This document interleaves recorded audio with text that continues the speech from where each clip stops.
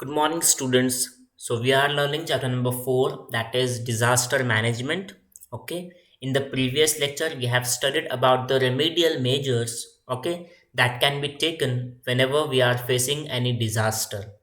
Okay, now in this lecture, we are going to deal with the point that is first aid. Okay, so what is first aid?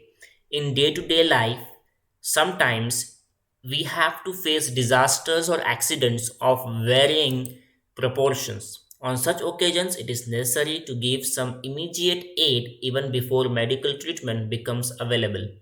देखो, disaster के समय में क्या होता है कि बहुत सारे एक्सीडेंट्स हो जाते हैं। ओके, हमें बहुत सारी चोट लग जाती है। ओके, और डॉक्टर्स जो है वो ऑन द स्पॉट अवेलेबल नहीं रहते। ओके, जब तक डॉक्टर्स आएंगे तब तक पर्टिकुलर पेशेंट का बहुत ज़्यादा नुकसान हो सकता है। ओके, बहुत ज़्यादा ब्लड लॉस हो सकता है, या फिर पेशेंट को एक इमीडिएट ट्रीटमेंट की ज़रूरत होती है। तो जो इमीडिएट ट्रीटमेंट होता है, मेडिकल ट्रीटमेंट के पहले डॉक्टर उस पर्टिकुलर पेशेंट को ट्रीट करे, उसके पहले जो हम लोग पेशेंट को ट्रीट करते हैं, जो नॉर्मल हम लोग ट्रीटमेंट प्रोसेस करेंगे, उसे ही क्या कहा जाता है? फर्स्ट एड कहा जाता है। Okay, so what type of first aid can be given in certain accidents और in certain type of disaster? Okay, we will study that now. So first is external bleeding. Suppose patient का खून बहुत बह रहा है, उसको चोट लगी है और उसके बॉडी से बहुत ज़्यादा खून क्या हो रहा है? ब्लीड कर रहा है। तो हम लोग क्या फर्स्ट एड उसे दे सकते हैं? If a person is bleeding, first make him sit और लाई डाउन कंफर्टेबली। अगर किसी के बॉडी से पर्टिकुलर एरिया से खून निकल रहा है तो सबसे पहले क्या करना है? उसको किसी एक जगह पर ठीक से बैठने को या फिर लेटने को देना है। Okay, keep the bleeding part of the body above the level of the heart and clean it with water. Okay, जहाँ से ब्लड ब्लीड हो रहा है उस पर्टिकुलर पार्ट को हार्ट के लेवल से ऊपर रखना है और सबसे पहले उसको पानी से क्लीन करना है। ओके, ये क्या है? हमारा इमीडिएट ट्रीटमेंट होगा उस पेशेंट के लिए। Okay, now second case is burns and scars. Suppose आग लग गया है, शरीर का कोई एक हिस्सा जल गया है, तो हम लोग क्या कर सकते हैं? देखो, माइनर बर्न्स में मतलब नॉर्मल अगर पार्ट हमारा जल चुका है, ओके, या फिर उस पर आग लगी है, तो हम लोग क्या कर सकते हैं? देखो, the injured part should be washed with water और हेल्ड अंडर वाटर। जहाँ पे जख्म हुआ है आग लगने की वजह से, उस पार्ट को पानी से धोना है या फिर उस पार्ट को पानी के अंदर रखना है। Give the victim water to drink. Victim को ऑब्वियसली पानी पीने देना है पहले। Clean the wounds using a cotton swab soaked in an antiseptic solution. फिर क्या करना है हमें? पानी से धोने के बाद उस पर्टिकुलर वाउंड को, जहाँ पे जख्म हुआ है, वहाँ पर एंटीसेप्टिक सोल्यूशन से उसको साफ करना है। Okay, do not apply oily ointments. Okay, तेल बिल्कुल भी नहीं लगाना है। जहाँ पर जख्म हुआ है जलने की वजह से, वहाँ पर तेल, किसी भी टाइप का तेल नहीं लगाना होता है। Okay, cover wounds using dry dressing. और जहाँ पे जख्म हुआ है वहाँ पर एक सूखा कपड़ा या फिर बैंडेज हमें लगाना है। ओके, ये माइनर बर्न्स के लिए हम लोग ये इमीडिएट ट्रीटमेंट या फिर फर्स्ट एड दे सकते हैं।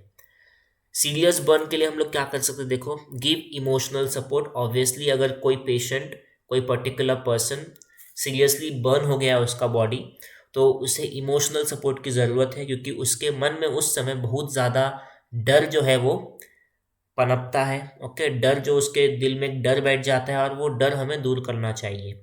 Cover the wounds with sterilise cloth. ऐसे क्लोथ से उसके वाउंड को हमें कवर करना है जो स्टरीलाइज होना चाहिए। मतलब क्या है कि वो क्लोथ जो है वो अच्छा खासा साफ सुथरा होना चाहिए और हमें ये ध्यान रखना है कि उसके ऊपर कोई गंदगी नहीं होनी चाहिए। Remove jewellery, shoes etcetera if easily possible. अगर पर्टिकुलर इंसान ने कोई ज्वेलरी पहना है, शूज़ है उसके बॉडी में, तो वो हमें क्या करना है? अगर वो इजीली निकल सकता है तो हमें वो निकालना है। डू नॉट टच और burst the blisters on the skin. जो ब्लिस्टर्स उसके स्किन में आए बर्निंग के वजह से, उसे टच नहीं करना है या फिर उसे फोड़ने की कोशिश नहीं करनी है, बर्स्ट नहीं करना है। Do not apply oily ornaments, तेल बिल्कुल भी नहीं लगाना है किसी भी टाइप का। Okay. Do not try to remove the cloth if it is stuck to the burn skin, अगर जो क्लोथ है उसके अगर वो बर्न स्किन से कनेक्ट चिपके हुए हैं, स्टक्ड है, तो उसे भी निकालने की कोशिश नहीं करनी है। If the patient is conscious, give water to drink, but avoid tea or coffee or other stimulating drinks. पानी दे सकते हैं लेकिन चाय या फिर कोई दूसरा कॉफ़ी वगैरह दूसरा कोई से भी टाइप का ड्रिंक उसे नहीं देना है। Okay. Get medical aid at once, जल्द से जल्द ऐसे पेशेंट को डॉक्टर के पास लेके जाना ज़रूरी है। Okay. Third case or third scenario is sunstroke. When we work in the sun continuously for a long time, the body loses a lot of water and minerals. That is the reason for sunstroke. Sunstroke या फिर चक्कर जो आती है दिन भर सूरज के नीचे काम करने की वजह से या फिर खेल कूद करने की वजह से, तो उसे क्या बोलते हैं? सनस्ट्रोक बोलते हैं। ओके। ये होता कैसे है? सूरज के अंडर में बहुत ज़्यादा समय तक रहने की वजह से हमारे बॉडी में जो वाटर होता है और जो मिनरल्स होते हैं वो क्या होते हैं? निकल जाते हैं बाहर in the form of sweat. Okay. और उस वजह से हमें सनस्ट्रोक हो सकता है। यहाँ पर हम लोग क्या रेमेडियल मेजर्स ले सकते हैं? Take the patient to a cool place और इन द शेड। सबसे पहला काम, ऐसे पेशेंट को ठंडी जगह पर या फिर छाँव के नीचे लेके जाना है। Sponge the whole body with cold water. Okay. पूरे शरीर को ठंडे पानी से हम लोग स्पंज कर सकते हैं। उसके बाद place a cloth soaked in cold water on the neck. गर्दन के ऊपर क्या रखना है हमें? एक क्लॉथ जिसे हम लोग ने ठंडे पानी में डुबाया हो, ऐसे क्लॉथ को गर्दन के ऊपर रखना है। आप लोगों ने देखा होगा क्रिकेट मैचेस में भी बहुत सारे प्लेयर जो है वो अपने नेक के ऊपर एक क्लॉथ रखते हैं। ओके। और वो क्लॉथ क्या होता है? पानी में वो लोग पहले डुबाते ठंडे पानी में और फिर उसे वो अपने नेक के ऊपर रखते हैं। क्यों रखते हैं? ताकि उन्हें सनस्ट्रोक या फिर जो हीट के वजह से जो उनका वाटर लॉस हो रहा है बॉडी से वो कम हो। Okay. Give plenty of water और liquids like sharbats to drink. Okay. Obviously body से पानी निकल चुका है तो उसे उस पेशेंट को सबसे पहले पानी देना है पीने के लिए, या फिर हम लोग शरबत भी दे सकते हैं। If the patient feels like vomiting, make him lie prone, that is on his her abdomen with the head turn to one side. Okay. अगर उस पर्टिकुलर पेशेंट को वोमिटिंग जैसा लग रहा है तो उसे पेट के बल में लेटने बोलना है, लेकिन उसका एक जो हेड है वो लेफ्ट या राइट साइड में टर्न हुआ रहना चाहिए। Okay.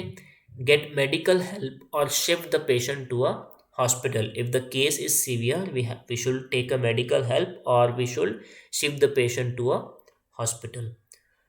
Now next scenario that is snake bite. Suppose सांप ने आपको बाइट किया है, डस लिया है, तो हम लोग क्या कर सकते हैं? They are nearly 2000 species of snakes. कितने स्पीसीज है? 2000 से ज़्यादा स्पीसीज है स्नेक्स के। Okay. Of this only a few like cobras, kraits, vipers and sea snakes are poisonous. लेकिन सभी के सभी स्नेक्स पॉइजनस नहीं होते। इनमें से कुछ, for example cobras, krait, viper, okay, और जो सी स्नेक होते हैं वो क्या होते हैं? पॉइजनस होते हैं, बहुत ही ज़्यादा जहरीले होते हैं। Therefore all snake bites are not fatal. सभी के सभी स्नेक बाइट फटाल मतलब जानलेवा नहीं होते। ऑन द स्पॉट उस पर्टिकुलर पेशेंट की जान नहीं जाएंगी। However fear causes severe psychological shock which can result in death. लेकिन डर की वजह से, सपोज नॉर्मल किसी सांप ने काटा है जिससे हम लोग बच सकते हैं आसानी से, उस केस में भी क्या होता है कि हमारे मन में एक डर बैठ जाता है और उस डर की वजह से हमारी जान जा सकती है। If you come across a snake, contact a sarp mitra rather than killing the snake at once. अगर कोई सांप हमें दिखता है तो उसको मारने से पहले हमें क्या करना? उसे मारना नहीं है, हमें क्या करना है? किसी एक ऐसे इंसान को या फिर एक ऑर्गेनाइजेशन को कांटेक्ट करना है जो सांप को क्या करती है? स्नेक को क्या करती है? रेस्क्यू करती है। ओके। या फिर उस इलाके से निकालने का काम करती है। अब सपोज स्नेक ने बाइट किया है तो हम लोग क्या रेमेडियल मेजर्स ले सकते हैं? Wash the wound with water. जहाँ पे स्नेक ने बाइट किया है उसको सबसे पहले पानी से हमें धोना है। give emotional support to the patient, tie a cloth tightly above the wound, जहाँ पे सांप ने बाइट किया है उसके थोड़ा ही ऊपर हमें क्या करना है, कपड़े से उस उस पर्टिकुलर बॉडी पार्ट को बहुत ही टाइटली क्या करना है, बांध देना है। Okay, get immediate medical help, और जल्द से जल्द हमें मेडिकल हेल्प लेना होता है इस केस में। Okay, next scenario is dog bite. कुत्ते ने काटा है तो हम लोग क्या कर सकते हैं, in a dog bite there is a risk of infection through the blood, hence first aid and medical help are necessary. जब हमें डॉग बाइट होता है, जब डॉग बाइट करता है तो उस समय जल्द से जल्द मेडिकल हेल्प की ज़रूरत होती है। क्या हम लोग कर सकते हैं, देखो, wash the wound with a solution of potassium permanganate और अदर एंटीसेप्टिक, किसी एंटीसेप्टिक से, या फिर एक केमिकल है जिसका नाम है potassium permanganate, that is KMnO4। Okay, ये सोल्यूशन से हम लोग क्या कर सकते हैं, उस वाउंड को क्लीन कर सकते हैं। Okay, KMnO4 that is potassium permanganate. Cover the wound with a clean and dry cloth, जो जहाँ पे जख्म हुआ है वहाँ पर हमें क्लीन और ड्राई क्लॉथ से उसे कवर करना है। Care doctors help an injection of the anti rabies vaccine. देखो, डॉग के बाइट करने की वजह से एक डिजीज़ है जिसका नाम है रेबीज़, वो हो सकता है।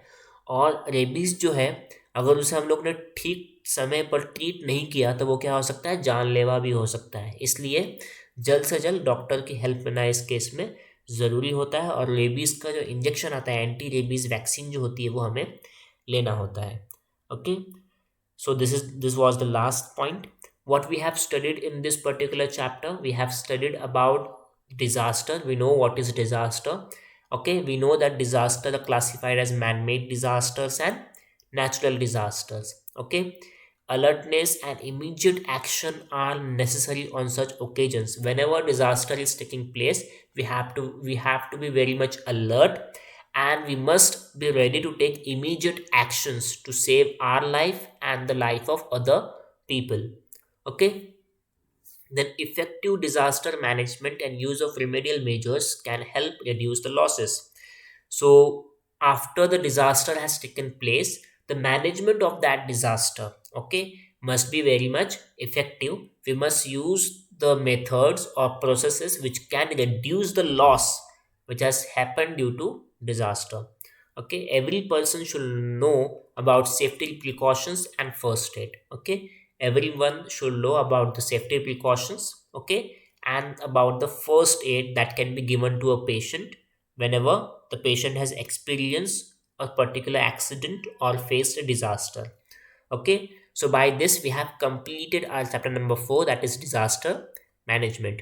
Your homework is going to be, you have to complete this particular exercise of this chapter. Okay, from the next lecture onward we are going to start a new chapter, that is substances in the surroundings, their states and properties. Okay, until then, goodbye.